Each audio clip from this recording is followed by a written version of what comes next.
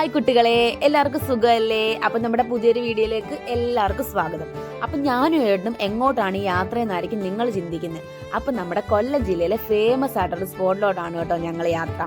അതാണ് നമ്മുടെ സാമ്പ്രാണിക്കൊടി. അപ്പം ഞാൻ കുറേ വീഡിയോസിലും കാര്യങ്ങളൊക്കെ സാമ്പ്രാണിക്കൊടി കണ്ടിട്ടുണ്ട് കേട്ടോ. പക്ഷെ ഇതുവരെ പോണം എന്ന് വിചാരിക്കുമായിരുന്നു, പക്ഷെ നടന്നില്ല.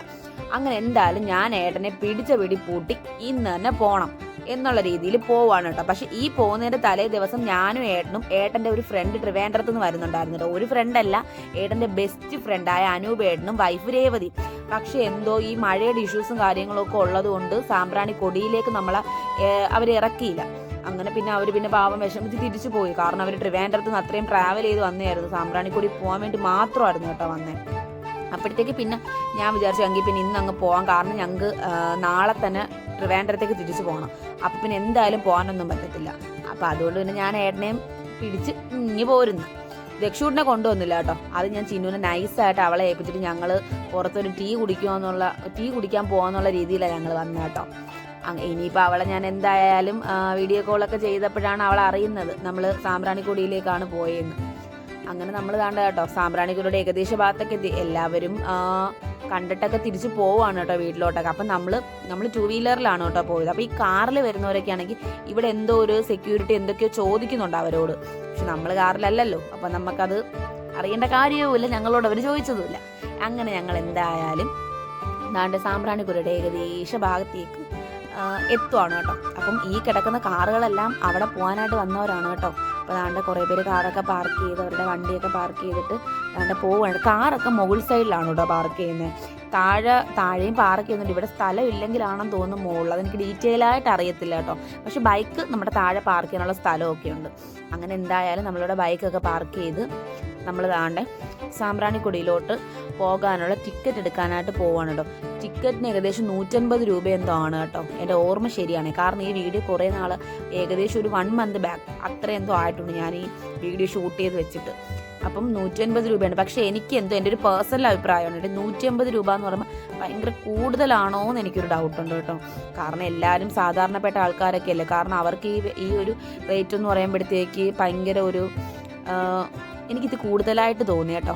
നിങ്ങൾക്ക് കൂടുതലായിട്ട് തോന്നിയെങ്കിൽ നിങ്ങൾ ഉറപ്പായിട്ടും കമൻറ്റ് ചെയ്യണേ. അങ്ങനെ ഞാനും വേണ്ടും ടിക്കറ്റൊക്കെ എടുത്ത് നമ്മൾ സാമ്പ്രാണിക്കൊടിയിലോട്ട് പോകാനുള്ള ഇവിടെ നമ്മൾ ചെരുപ്പൊക്കെ ഊരിയിട്ട് കേട്ടോ. ഞങ്ങൾ ഏകദേശം 4 മണിക്ക് എന്തോ ആണ് വന്നത്. അപ്പം നമുക്ക് ഏകദേശം 1 അവർ മാത്രമേ സാമ്പ്രാണിക്കൊടിയിൽ സ്പെൻഡ് ചെയ്യാനുള്ള സമയം അനുവദിക്കത്തുള്ളൂ കേട്ടോ. അതിനുശേഷം നമുക്ക് തിരിച്ച് ഇങ്ങ് വരണം. അങ്ങനെയാണ് ഇവിടുത്തെ റൂളെന്ന് പറയുന്നത്. അപ്പം കറക്റ്റ് 1 അവർ എന്ന് വെച്ചാൽ അത്രയൊന്നും ഇല്ല, ചിലപ്പം അങ്ങോട്ടും ഇങ്ങോട്ടും ഒക്കെ മാറും കേട്ടോ.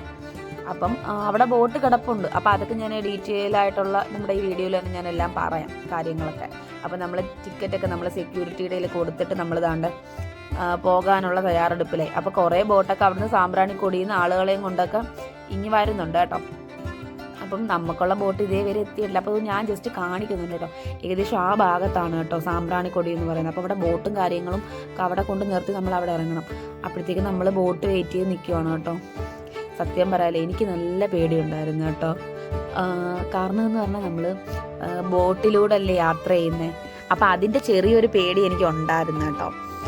ഏട്ടന് പേടിയൊന്നും ഇല്ലായിരുന്നു, കാരണം ഏട്ടൻ ഫയർഫോഴ്സിലായതുകൊണ്ട് അവർക്ക് ഡെയിലി ഇങ്ങനെ ഒരു സ്കൂബയിലും ഇതിലൊക്കെ പോകുന്നതായിട്ട് അവർക്ക് പിന്നെ വലിയ പ്രശ്നവും കാര്യങ്ങളൊന്നും ഇല്ല കേട്ടോ.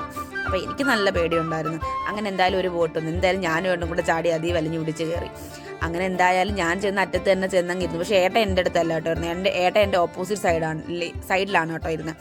അപ്പോഴത്തേക്കും ഞാൻ വിചാരിച്ചു, എനിക്ക് ആദ്യം ഒരു പേടി ഉണ്ടായിരുന്നു കേട്ടോ. പിന്നെ കുറച്ച് കഴിഞ്ഞപ്പോഴത്തേക്ക് ബോട്ട് കയറി കുറച്ച് സമയം കഴിഞ്ഞപ്പോഴത്തേക്ക് കുറേ പേരൊക്കെ വന്നു തുടങ്ങി. അപ്പോഴത്തേക്ക് പിന്നെ ജസ്റ്റ് പേടിയൊക്കെ അങ്ങ് പോയി.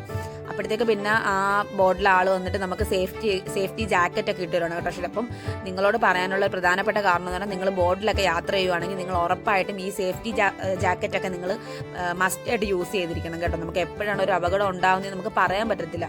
കാരണം കണ്ണടച്ച് തുറക്കും മുമ്പാണ് ഇപ്പോൾ അപകടങ്ങളൊക്കെ ഉണ്ടാവുന്നത്. അതുകൊണ്ട് ഞാൻ നിങ്ങളെ ഒന്ന് ഓർമ്മിപ്പിച്ചെന്ന് മാത്രമേ ഉള്ളൂ കേട്ടോ.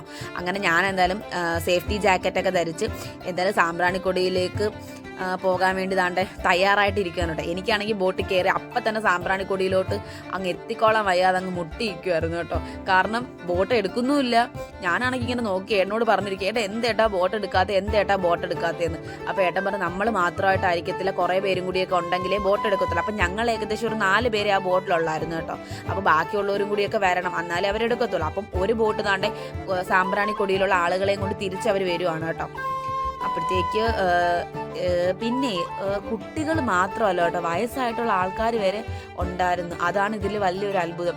കാരണം എൻ്റെ അച്ചാമ്മയുടെ പ്രായമുള്ള അമ്മൂമ്മമാർ വരെ സാമ്പ്രാണിക്കൊടിയിലുണ്ടായിരുന്നു. കാരണം അവർക്കും അതൊരു എക്സൈറ്റ്മെൻ്റ് അല്ലേ അങ്ങനെ കാണുക എന്നുള്ള. പാവം എൻ്റെ അച്ചാമ്മ അറിഞ്ഞില്ലെങ്കിൽ ഞാൻ ഉറപ്പായിട്ട് അച്ചാമ്മയെ കൊണ്ടുവന്നേനായിരുന്നു. അങ്ങനെ എന്തായാലും നമ്മൾ താണ്ട് കുറേ പേരെന്തായാലും നമ്മുടെ ബോട്ടിൽ കയറി കേട്ടോ.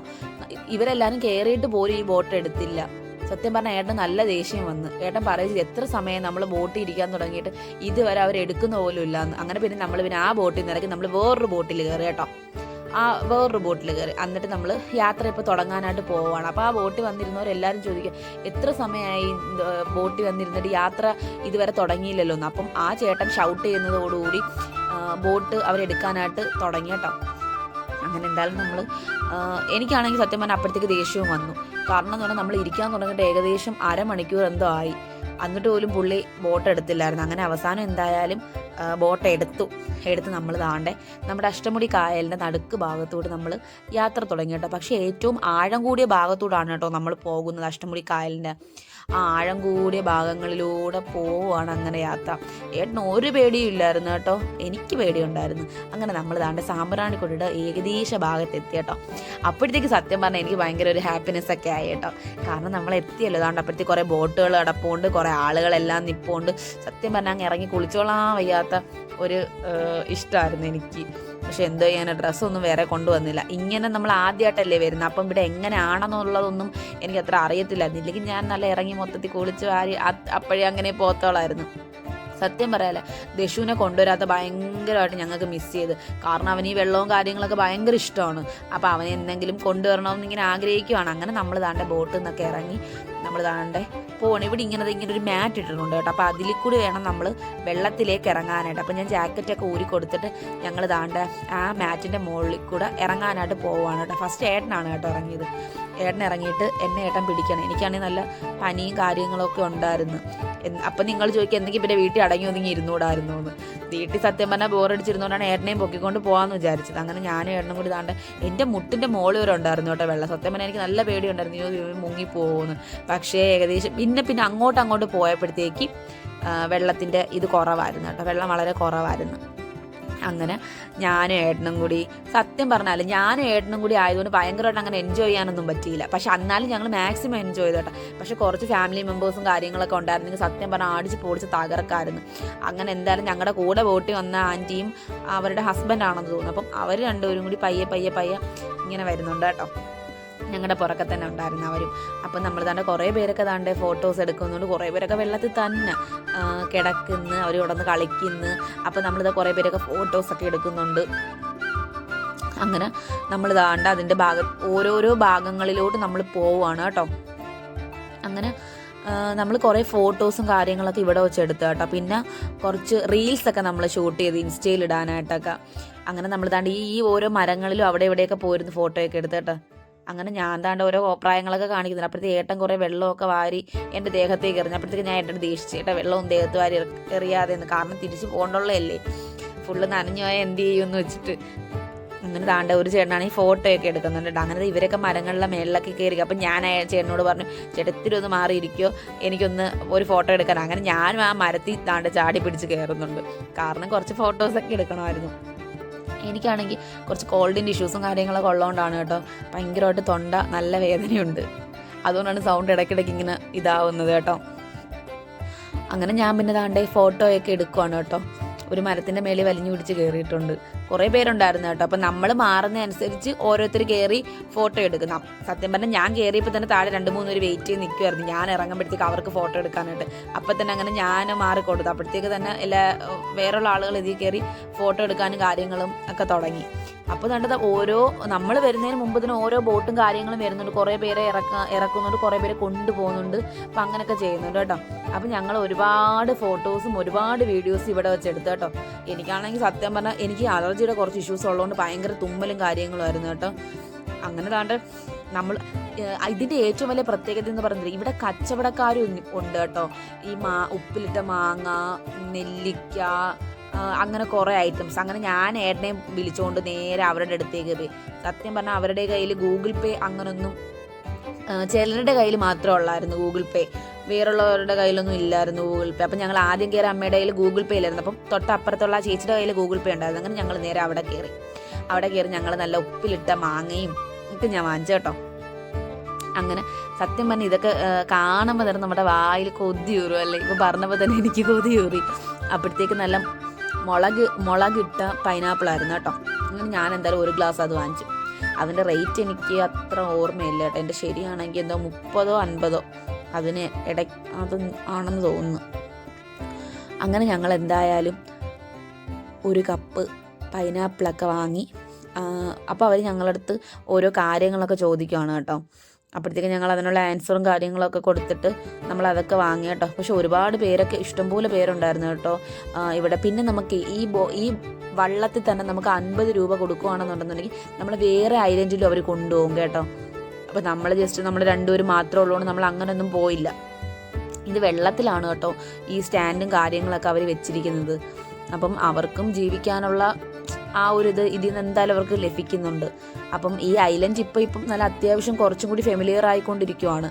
അപ്പം ഞങ്ങൾ എന്തായാലും ദാണ്ട ഏട്ടൻ ഇവിടുന്ന് ഒരു വെള്ളവും കൂടി വാങ്ങിച്ചു കേട്ടോ. അപ്പം ഇതിൻ്റെ ഈ വേസ്റ്റുകളൊന്നും നമ്മൾ ഇവിടെ നിക്ഷേപിക്കാൻ പാടില്ല. അവിടെ തന്നെ അവരുടെ തന്നെ ഒരു കവർ സംഭവം ഉണ്ട്. അപ്പം അതിൽ കൊണ്ടുവന്നിടണം. അപ്പം നമ്മളെപ്പോലുള്ള ജനങ്ങൾ തന്നെയാണ് ഇതിങ്ങനെയുള്ള സ്ഥലങ്ങളൊക്കെ ഒരുപാട് മലിനമാക്കുന്നത്. അപ്പം നിങ്ങൾ അങ്ങനെ പോവുകയാണെങ്കിൽ ഒരിക്കലും അവിടെ വേസ്റ്റും കാര്യങ്ങളൊന്നും ഇടരുത്. കാരണം അവരത്രയും നല്ലതുപോലെ സൂക്ഷിക്കുന്ന സ്ഥലം. അപ്പം നമുക്കിടയ്ക്ക് നമുക്ക് ഇങ്ങനെയുള്ള സ്ഥലങ്ങളിൽ നമുക്ക് വിസിറ്റ് ചെയ്യുകയും ഒക്കെ ചെയ്യേണ്ടതല്ലേ. അപ്പം നമ്മളാണെങ്കിലും ആ വേസ്റ്റ് തന്നെയാണ് നമ്മളും ഇട്ടത് കേട്ടോ. ഇവരുടെ കയ്യിൽ വേസ്റ്റ് ഇടുന്ന കവറും കാര്യങ്ങളൊക്കെ ഉണ്ടായിരുന്നു. അങ്ങനെ ഞാൻ താണ്ട കേട്ടോ കൊതിയൂറുന്ന മാങ്ങയും ഒക്കെ ആയിട്ട് കഴിക്കുവാണ് കേട്ടോ. ഞാൻ ഒരു ഗ്ലാസ് മാങ്ങയും വാങ്ങിയായിരുന്നു, ഒരു ഗ്ലാസ് പൈനാപ്പിൾ വാങ്ങിയായിരുന്നു കേട്ടോ. അപ്പം അത് രണ്ടും ഞാനല്ല കഴിച്ചത്, പകുതി ഏട്ടനാണ് കേട്ടോ കഴിച്ചത്. അപ്പം മാങ്ങയ്ക്ക് നല്ല പുളിയും കാര്യങ്ങളൊക്കെ ഉണ്ടായിരുന്നു. അപ്പം ടാറ്റാ ബൈ.